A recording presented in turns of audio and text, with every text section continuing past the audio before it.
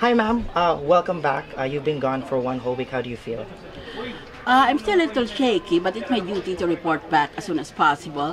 And I don't want the public to think that I'm shirking my duty.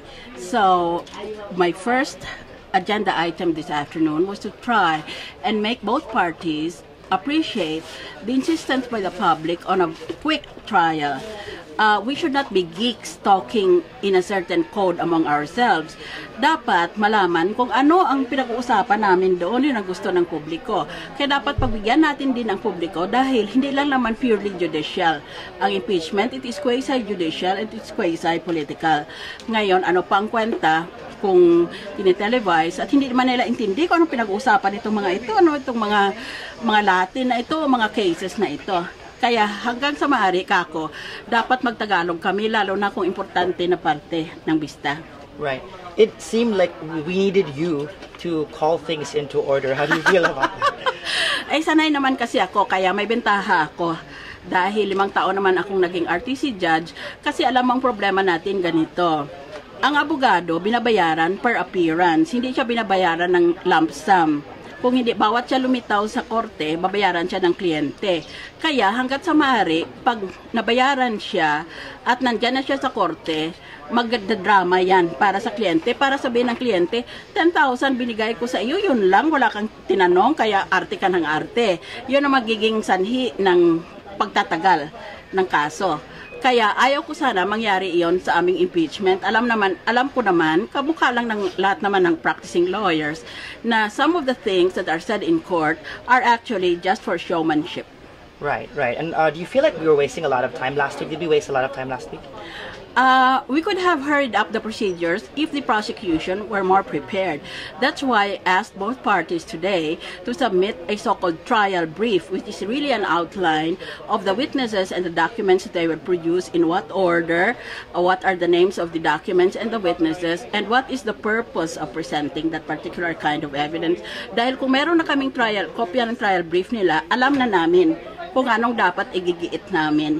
Pero kung wala, hindi namin intindi kung saan papunta ito dahil paikot ng paikot. Right. After your, shall we call it, a call to order this afternoon, Representative Tupas actually said something as well. At the end, parang yun din yung tinutuhok niya. He was trying to say the same thing that you had initially said. Do you agree?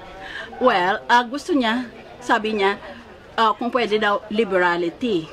Problema, there's no such term in the law, the rules of court. What is the meaning of, now, ang hiningi pala niya, not liberality, but flexibility. Ang ginagamit ng rules of court is liberality. Liberal refers to admission of evidence and the observance of procedures in general. You have to be liberal in the sense that if all things are equal, if there's a question on whether you should admit the evidence or exclude the evidence, admit it. Para hindi magsuspetso ang publiko, may tinatago ka. Kaya, kaiba yung sinasabi ko na liberal, kaiba yung nasabi niyang flexible. Kaya sinagot siya ng Senate President, anong ibig mo sabihin ng flexible? Right. What I actually meant is that when we interpret the rules of court in general, we should be liberal. But when we apply the rules of evidence in particular, then we should be technical. I have 2 more questions. All right.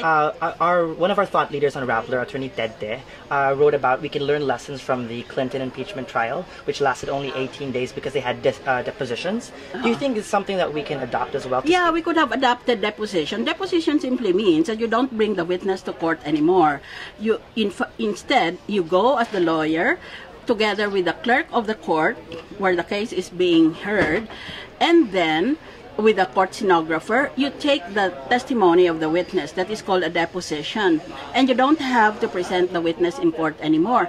Kaya kung marami kang witnesses na hindi naman napaka-importante, kunin mo lang lahat ng deposition nila, hindi na kami kailangan Google pa ng panahon na makinig sa bawat isa. Tama yun, that is a so-called procedure of discovery.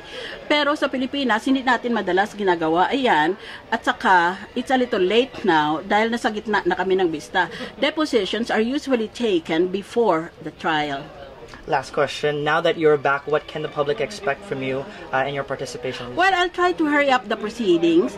That's why I asked them today on both sides to submit a list of the witnesses and what they hope to to prove by presenting these witnesses plus the documents.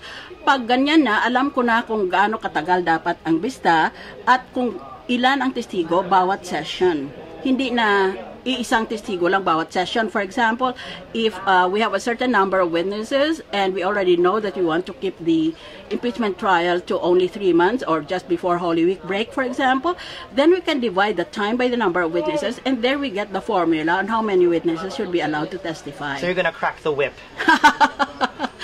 Well, not necessarily, but if I'm provoked, I'm willing to live up to expectations. And will the senator really expect any pickup lines from you? Pag hindi siya masyadong nag-attention o nakikinig, isisubok kong isingit yun. Do you have one for us? Do you have anything, anyone you can share? No, no.